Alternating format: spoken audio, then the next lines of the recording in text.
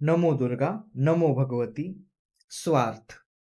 माणूस हा निस्वार्थी असला पाहिजे, असे सर्वजण बोलतात.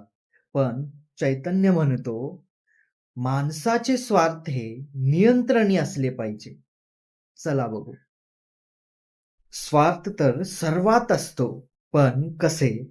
चला जाणून घेऊ. एखादा मुलगा आपल्या आईवर सुद्धा स्वार्थ दाखवतो. तो म्हणजे जर आईने एखाद्या मुलावर लहानपणापासून प्रेमच नाही केले, तर आई आणि पुत्राचे संबंध निर्माणच होणार नाही. मग बघा, इथेही स्वार्थ किती महत्वाचा आहे. आणि जेव्हा आपण मंदिरात जातो, तेव्हा मंदिराच्या पायरीवर भीक मागणाऱ्या भिकारीपासून ते आईचे भक्त आणि त्याच मंदिराचा पंडित यांच्यात देखील थोडे ना थोडे स्वार्थ आहेच आहे. मग इथेही बघा स्वार्थ किती महत्वाचा आहे.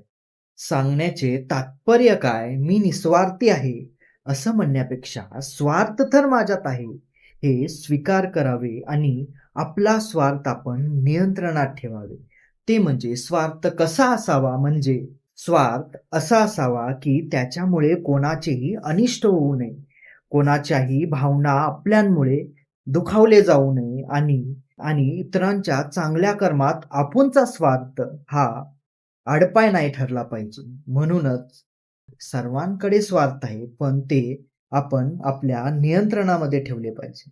बोला नमो भगवते.